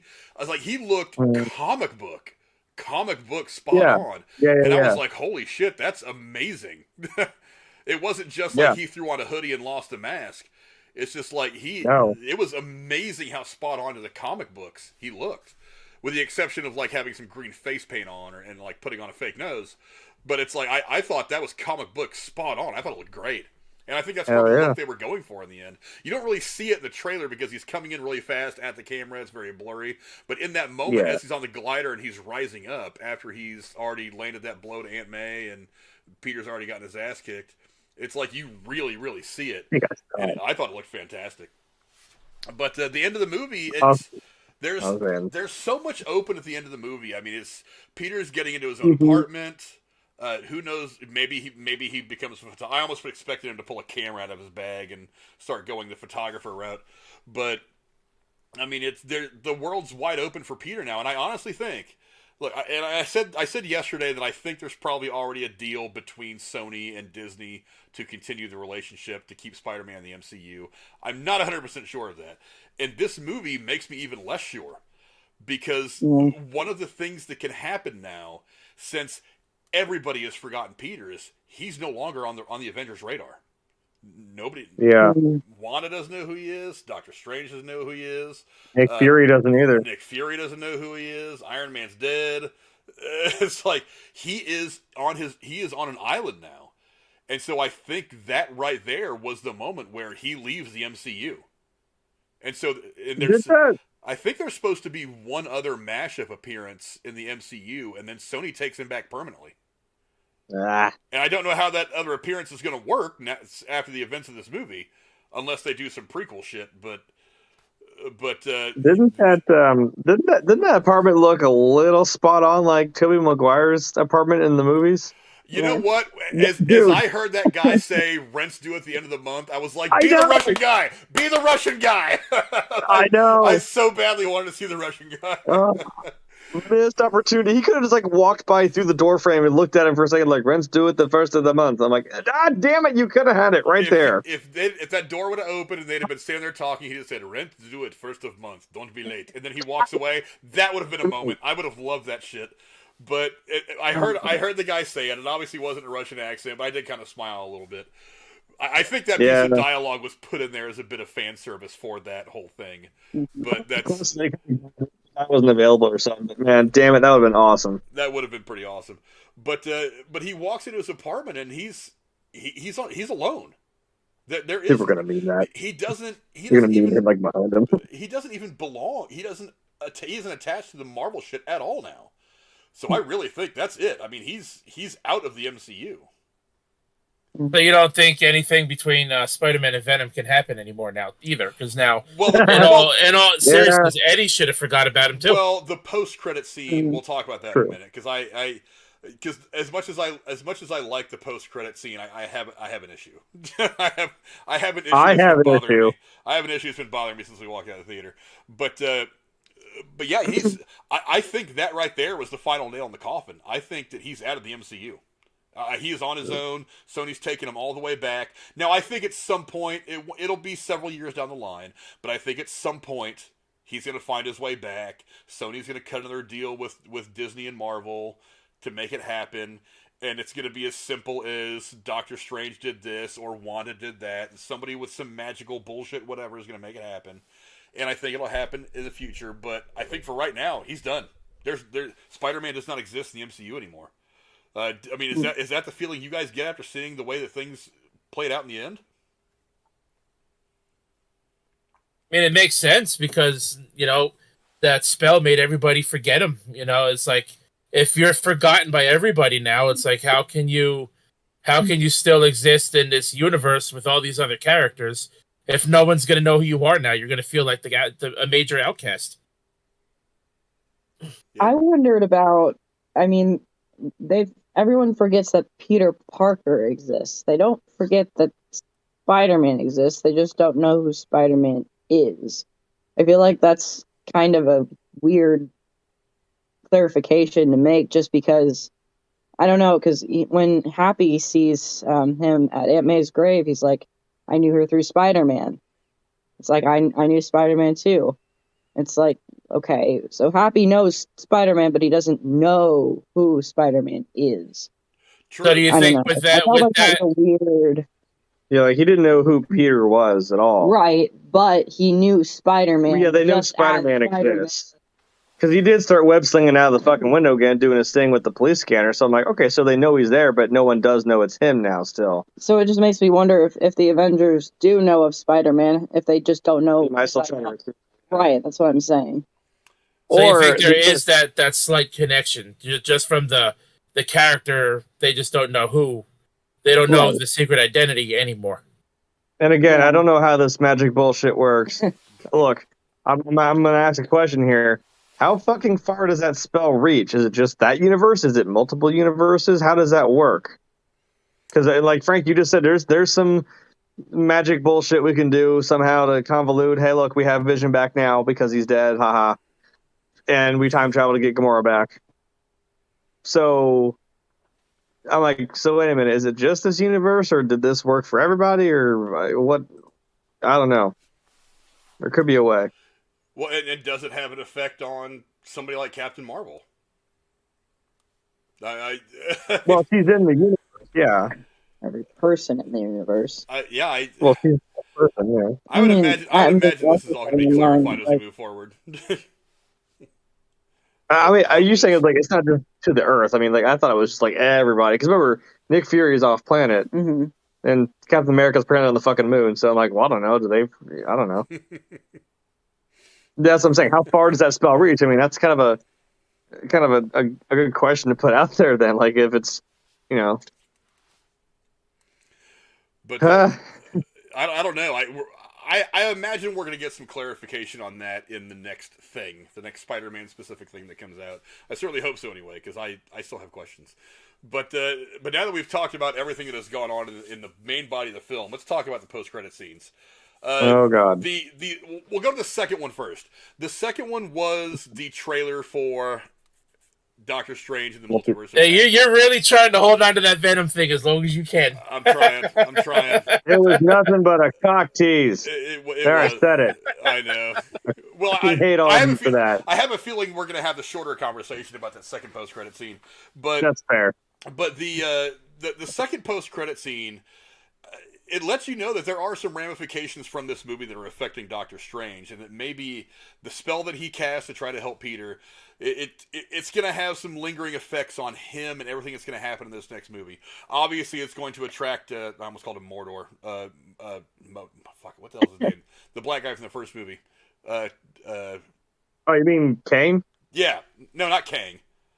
Oh, the black guy. Holy shit! Yeah, that guy that was set up and just totally fucking threw into the wind. Yeah, that dude. Yeah, I think that's probably one of the things that makes him want to go after Strange and kill him, because obviously, and we know this from the first movie, that he thinks there's too many sorcerers. He wants to kill them all. That was obviously going to put him on a path to meet up with Doctor Strange and probably even Wanda at some point. Now that we know how things have played out for Wanda.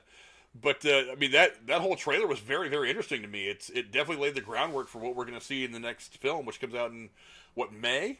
I think second week of May is when it comes out, or something like that. So we're still about 5 months away or so. So we're going to be able to chew on this for about 5 months before we see Doctor Strange. But I mean, Rose, what did you think of the trailer for Doctor Strange and the Multiverse of Madness? It looks good, and like I said, I don't follow everything Marvel, but with this connection and how they're tying all these movies together, it's kind of making me want to eventually go back and see what I've missed, as well as continue seeing what's going on going forward. Because if everything's tied together and I'm going to skip this part, skip that part, then watch this, when the next Venom comes out or the next Spider-Man, I don't want to feel left out, okay, clearly I missed something here, like I already did with the Matt Murdock thing. So I'm thinking I want to start paying more attention, to what's going to happen, the next, future events and whatnot. Yeah, Jeremy and Rachel, what did you guys think of the trailer for the next Doctor Strange film? I'm interested to see where it goes. I mean, there's not much more I can say. I don't. That kind of the all the different stuff in that kind of overwhelmed me a bit. There's a lot of magic bullshit going on here. Yeah. This is big brain time. Is what it is. I mean, do you What? think in the next Doctor Strange movie that it's possible that somehow the spell that he cast to help Peter may somehow get undone in a way? Possible? You No, could. I don't think so. You could. The spell to make everybody forget him, you mean? Right. No. I mean, is there a way maybe that could be undone, or maybe to an extent where some people start to regain their memories of Peter? Oh yeah, he was Spider-Man. I don't think that'll happen anytime soon. I think one of the reasons you wrote the things to happen the way they did is because Sony is pulling him back from Marvel. So I don't think that's something that's going to happen in a movie. I don't think that's something that's going to happen in a movie 5 months later, because that would kind of undo that separation between Spider-Man and the MCU, so that Sony can do their Spider-Man specific stuff and not have to work in the confines and the constraints of the MCU. So I don't think that's going to happen. What I think is going to happen is awesomeness. One of the things I like about Doctor Strange is that they're not horror movies, but they play to that much darker aspect that Marvel doesn't usually screw around in. Marvel's coming, because when you compare Marvel and DC, DC is much darker, and I like that about DC because DC's got so much darker characters. But Yes. but Marvel does want to mess with that darkness, and the two characters they can really do that with are Doctor Strange and Wanda.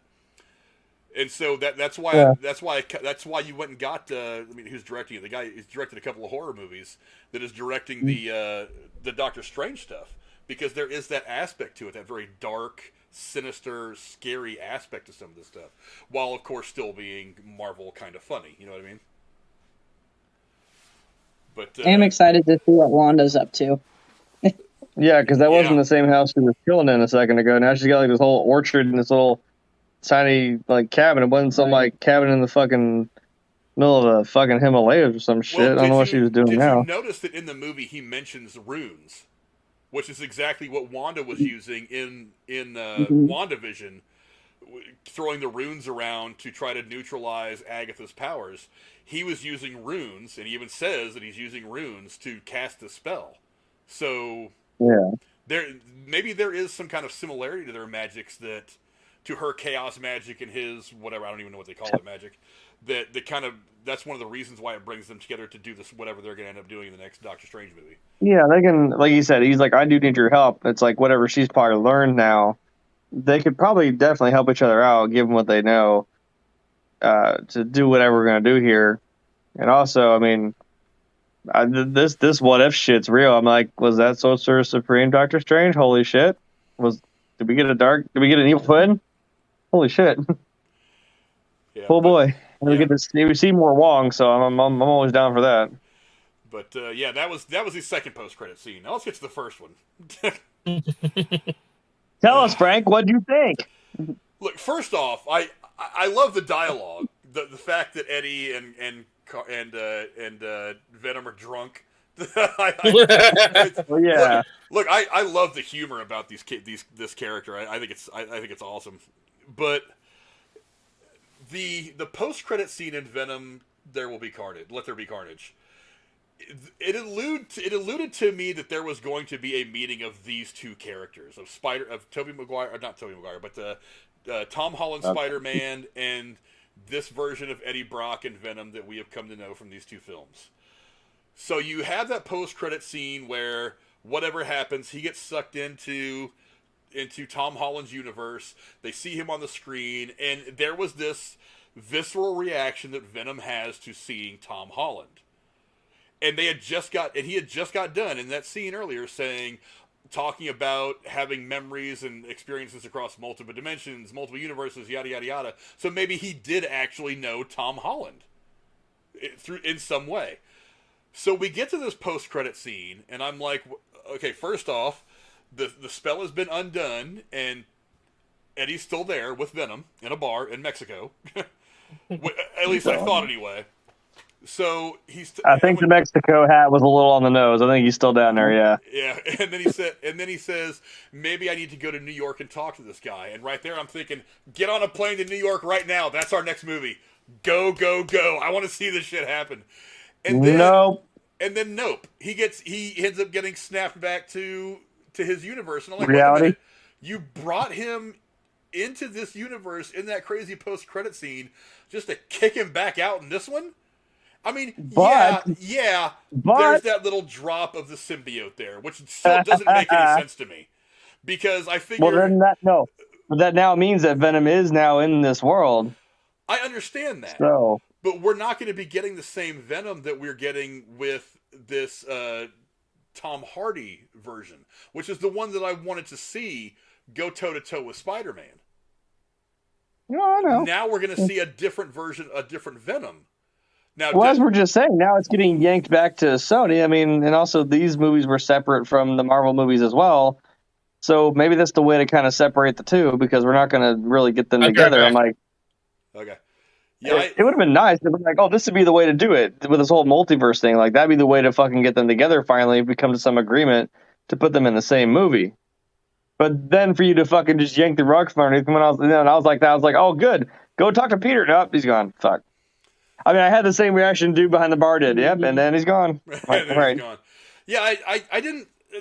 You undid all the cool shit that you made me feel in that post-credit scene from Venom 2 by just snapping him back. Now, yes, you left that little bit of symbiote there, which doesn't make any sense to me, because if that little drop of symbiote is actually from the other universe, wouldn't that have gone back too when the spell was cast that sent everybody back? Look, man, wibbly wobbly magic. Who the fuck knows how it works? I don't know. There's a certain amount of suspension of disbelief. Strange did say we know frighteningly little about this multiverse shit. So yeah, I don't know. I like the scene because we're gonna get Venom. Now the question remains is, who does this symbiote end up finding? Does it end up finding Flash? Because remember, Flash Thompson in the comic books is the one that the symbiote ends up finding. So is Flash Thompson gonna end up being Venom? Or I do have to giggle at the fact that he named his shit Flashpoint. I'm like, fuck you, get your DC out of here. Don't do that. I thought that was funny. I noticed that too. How dare you even try to make that comparison? Yeah, it's kind of the same, but not really. Fuck you, man. Yeah, I thought that was, me and Aaron kind of looked at each other and was like, yeah, that's pretty funny. I was really? Get out of here. Come on. But yeah, so I mean, does it find him? Does it find Tom Holland's universe version of Eddie Brock, because he's already found Eddie Brock in the Tobey Maguire version. So, and did you get that name drop too? I fought an alien symbiote or something like that when they were talking on the scaffolding. Yeah, he's like, oh, I fought a black alien, thing. I was like, from another planet. I'm like, He's like, oh, I fought a purple one, and fucking stones. I'm like, what? He's like, but you actually went to space and fought an alien. I'm like, yeah, right, you did. And again, poor fucking Andrew Garfield's like, yeah, I fought a Russian guy in a fucking rhino suit. What the fuck? Like, yeah, you poor guy, you really did. Sorry. Dude, we did that guy dirty. The dialogue between the Spider-Men was just so good. It's what we wanted to see. Like, we all wanted to see that happen. They could not have written that shit any better. It was just so good. It's the most enjoyable part of this entire film. And some crazy great shit happened that I enjoyed. But that dialogue, those conversations between those guys was just so damn good. I loved it. But back to that post-credit scene. I mean, yeah, it's a lot of setup for something that's going to happen eventually. But I would much rather have seen Eddie Brock find his way to this Spider-Man so we could get these two characters together. Yeah. I think that's kind of a waste. Because I don't know. I just think it's a waste. I mean, Rose, who do you think this symbiote's going to find his way to? Because there's a couple of different people. Man, I mean, I felt a little disappointed too when Eddie got snapped back, to his universe. But do you think it's possible that he has some kind of multiverse powers where he can just travel at will? As ridiculous as that may sound. Because he is an alien, right? He's from the symbiote is from outer space. But but like I said, in the Venom 2 post-credit scene, Venom does say he has memories across different universes, different whatever. So that's why I thought that when he sees that news report on TV of Tom Holland being outed, of Peter being outed as Spider-Man, that maybe he was seeing the memories of the Venom that Tobey Maguire's character had dealt with. So maybe there was some weird connection between that symbiote from the movie 15 years ago to this symbiote that we're getting now with Tom Hardy. That's kind of that was the groundwork they were laying with that piece of dialogue. But now it's just like he's here in this universe, and then Doctor Strange casts a spell, everybody forgets him, they all disappear back to their universe, and then we're just left with this little drop of the symbiote, and I'm like, wait a minute, that's not, you kind of pulled the rug out from under me. This isn't the path you were leading me down when you sent him to that universe anyway. So I don't know, it didn't work for me. I wanted to see Tom Holland and Tom Hardy, those two meet up, throw hands for a little while, and then end up being teammates, because in the comic books they actually several times they do team up to fight Carnage. So yeah, and if you're trying to make Venom the anti-hero in the movies, maybe that would go a long way towards kind of building him up a little bit. But I don't know, just having that little drop of symbiote, which is I'm sure is going to make its way somehow to New York and start causing chaos with Spider-Man, I don't know. But maybe maybe they needed to have a way to get that there, and that was how to do it. I don't know. Maybe how else are you going to do it? What if Tom Hardy plays this new version of Venom in the Spider-Man universe? I mean, even if it's a different personality, but what if it's still the same guy? I think it makes more sense to be Flash Thompson. I'm okay with that. I'm okay with that too. But there is this thing with Flash Thompson, like he feels like he should be as good as Spider-Man, or like he feels like he's best friends with Spider-Man. So obviously, if this symbiote finds its way to him, he's obviously a bit of an egotistical asshole anyway. He's been fairly enjoyable at this point as comic relief. But if that symbiote does find its way to Flash Thompson, we're going to get that version of Venom and not the Eddie Brock version of Venom. And so you think now he forgets though. Remember, he doesn't remember who Peter is, Spider-Man either. So that kind of just true. But yeah. And also, do we get Black Suit Spider-Man with Tom Holland? That'd be cool. Does this thing find its way to Tom Holland? And he's like, "Hey, new cool black suit," and then emo Tom Holland starts walking down the street. Oh dancing. God, no, we're not doing this again. Are we gonna make that mistake again? So do you think Venom's going to end up being the villain of the next movie, or do you think... Because I was kind of thinking that maybe, because Morbius was teased in the Venom movie, And I thought with this symbiote droplet that maybe, that could be a way to tease Morbius too. Spider-Man and Morbius Venom does can make team sense. up to fight him. Here's something that makes my brain hurt. The director of Morbius has said that Venom does make an appearance in Morbius. Because he does make that joke where he's like, "Who are you, man?" He's like, "I'm Venom." He's like, "Nah, I'm kidding. I'm Dr. Michael Morbius." I'm like, "Okay, don't do that." Okay, now so you know about Venom? Hold on, but here's where I'm confused now. Now that I put 3 seconds of thought into this, Morbius exists in Tom Holland's universe. We know this because in the trailers we see Michael Keaton's character. Yes, his Vulture. In prison. But what Venom is he talking about then? Because the Venom from Tom Hardy's Venom has been shipped back to its universe. Mm-hmm. But like I said, what if he has his own way of traveling? Like I said, though, what if Tom Hardy's Venom has his own way of traveling across dimensions? It hasn't said that specifically, so that's kind of a reach. I mean, it's entirely possible, but they haven't said that specifically or even alluded to it, so it's kind of a reach without any real evidence. I don't know. We're just gonna have to. When does when does it come out? Morbius? Morbius. January, right? Oh yeah, it does come out really soon. It comes out in about a month. Well, I guess we'll know. I think it comes out before.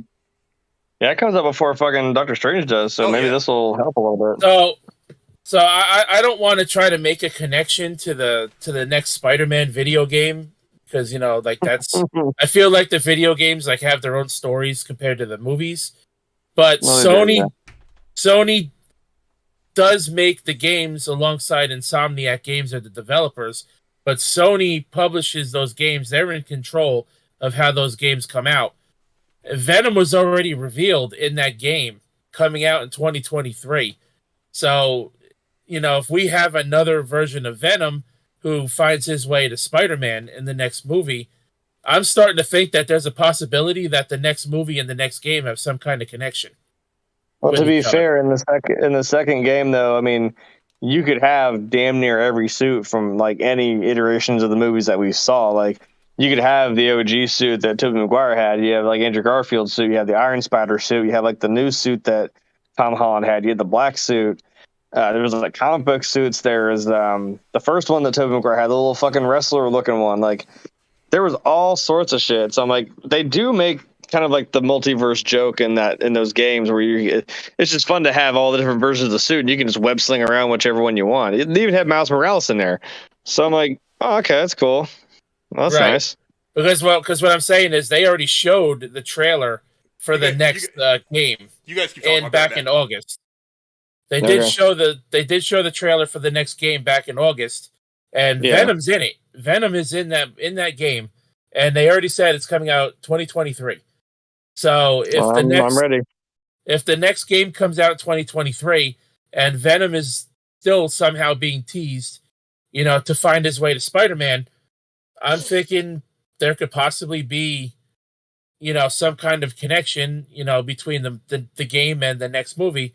Now, I think the game is going to come out first, but, will that still play some kind of part, now that Spider-Man is out of the MCU?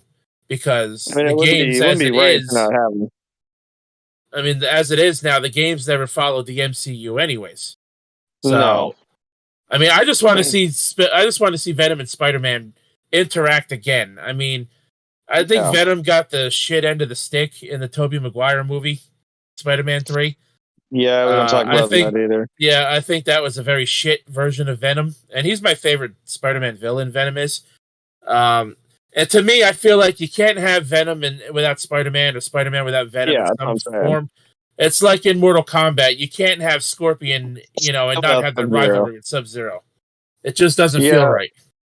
Well, and I know the whole backstory with that is that Sam Raimi absolutely fucking did not want to do that shit. He hated Venom. He hated the whole fucking movie. And he's like, fuck you, I'm going to ruin it, on purpose. And I'm like, okay, dude, but just make the movie, for fuck's sake. Don't do that.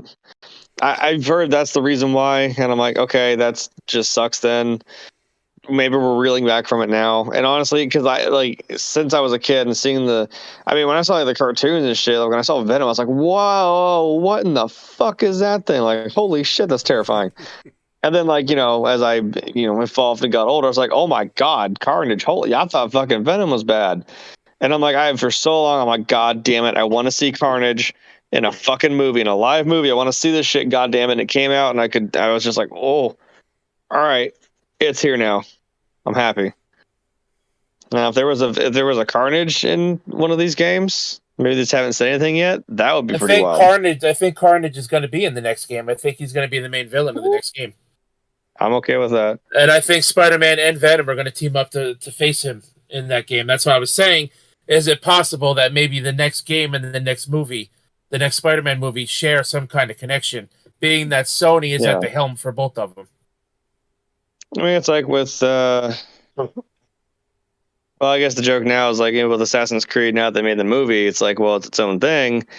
But in the games, you can have, dude's outfit. I'm like, yeah, it's not like he necessarily is in existence in that, but there is a tie-in that, hey, I mean, you can wear his outfit, or you can wear anyone's outfit from the other games and shit. It's kind of a nice touch. I am very excited to see what happens next. I just hate the fact that we're probably going to have to wait 2, maybe 3 years for it. Well, I was going to say, Frank's gone. We're talking about games now. I'm like, yeah, you and I both know with games, fucking Christ, I hate waiting. Wait a couple years to get some goddamn games. Like, I've been sitting here like, damn, I want to play that new Lego Star Wars game. That's going to be fucking ambitious as shit. You're doing all 9 movies and Clone Wars and Mandalorian and Solo and Rogue One. Holy shit. When's it come out? Spring of this fucking year. Oh, yeah, good thing it's coming out next spring. Fucking Christ. God damn you. I get it.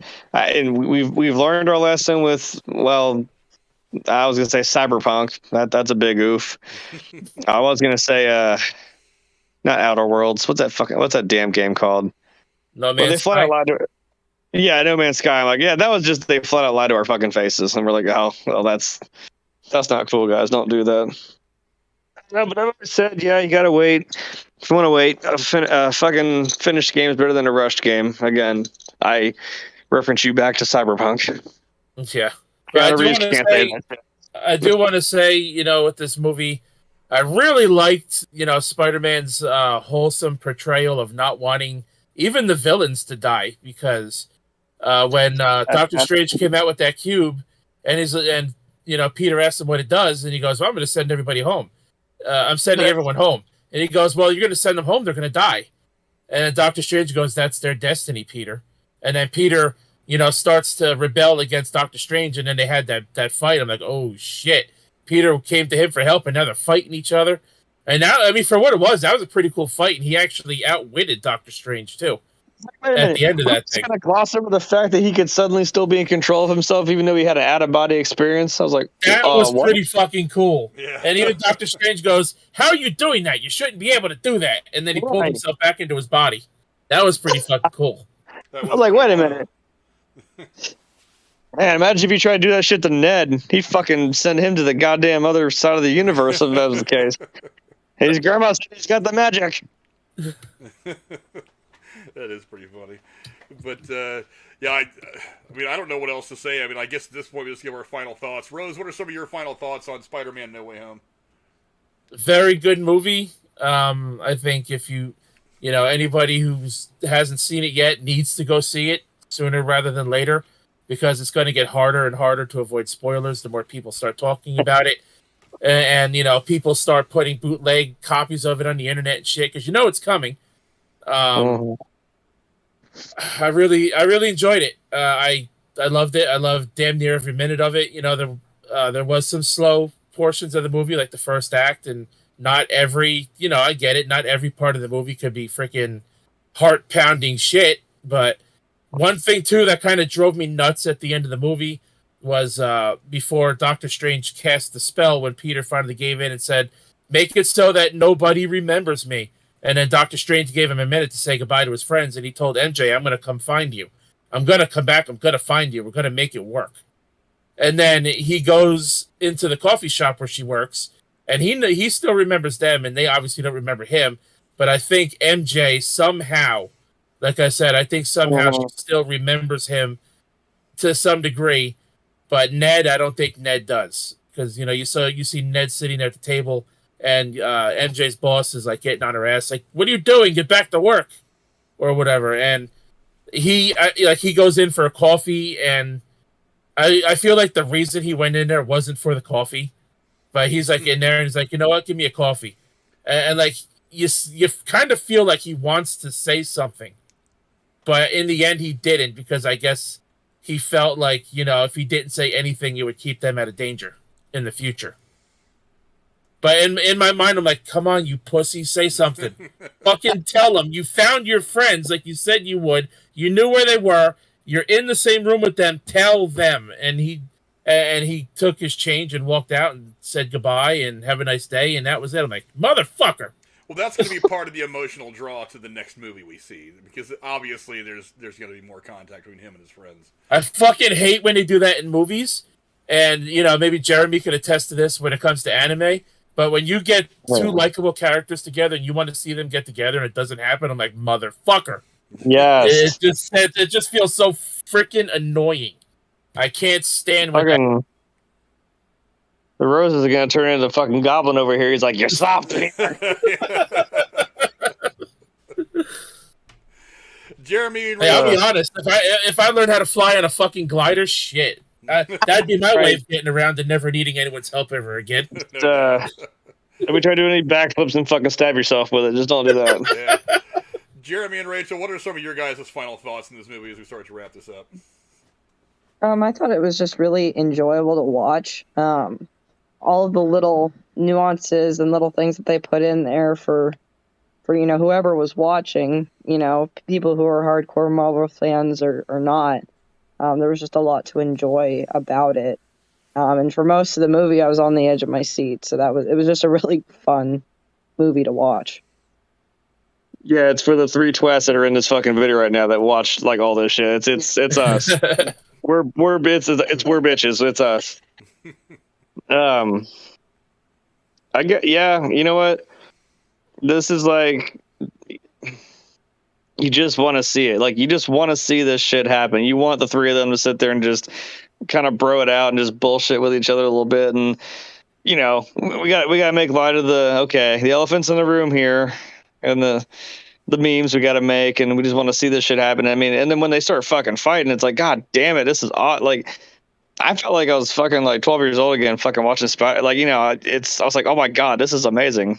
Like you said, Frank, I'd watch a 2-hour movie just the fucking 3 of them doing stuff. Like, that'd be a fun time.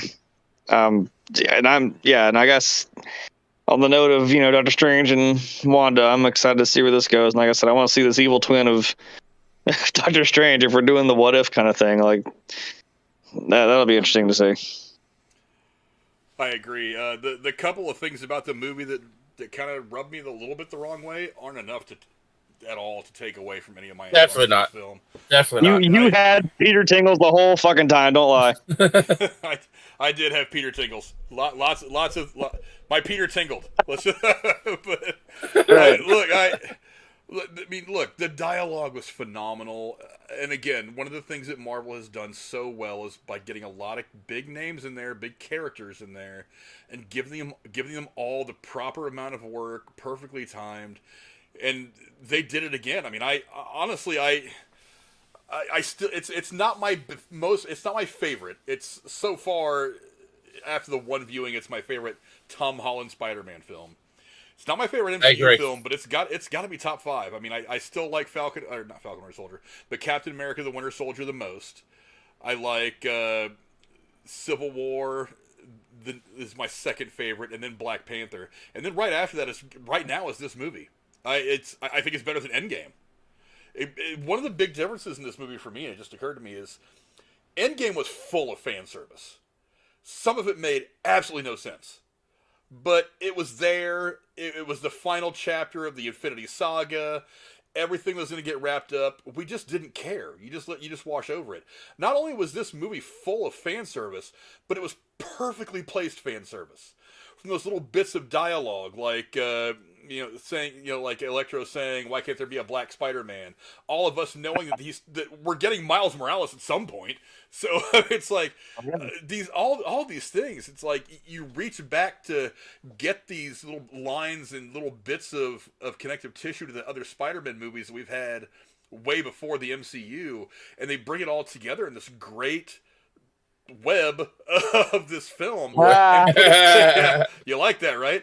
It was all just perfectly put together. I mean, I really don't want to see Spider-Man leave the MCU. I really think he's gone now. I really think that Spider-Man, that cord has been severed, and he is off on his own for at least the next few years. Again, I think he comes back at some point into the fold of the MCU, but for right now, I think Sony's just going to go wherever they want to go with it.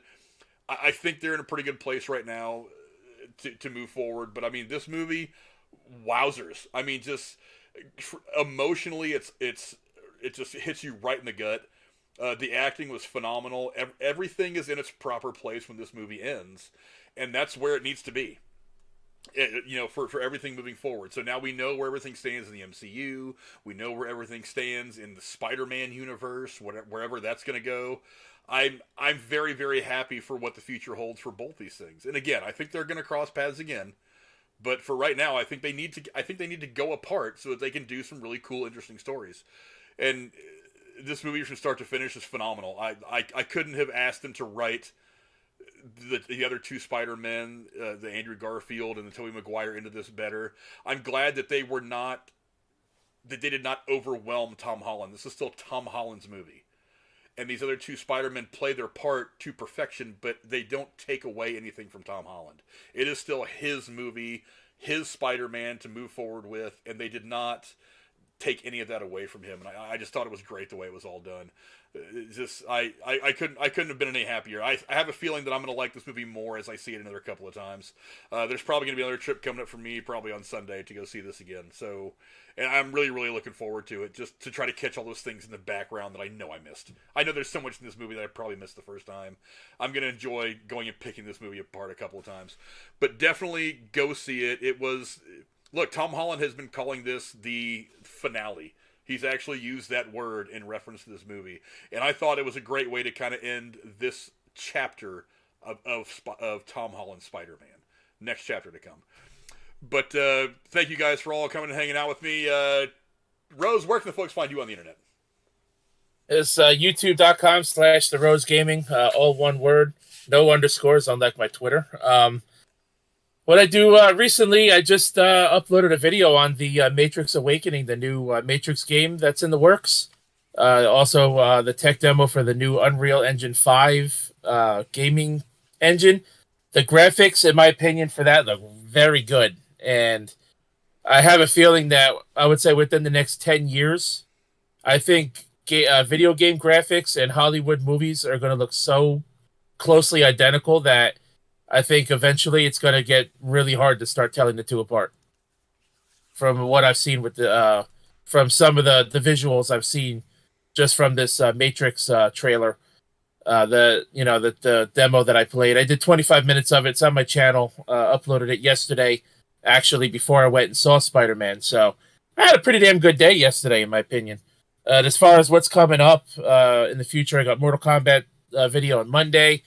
And some more gaming stuff. Probably stream something over the weekend. Probably another Mario ROM hack or something. I usually do something like every week or every 2 weeks on that because I love Mario ROM hacks. Some of the probably most fun games that I like to play in terms of fan games. But other than that, yeah, just if you're into gaming and stuff like that, subscribe to my channel because I always upload something different usually.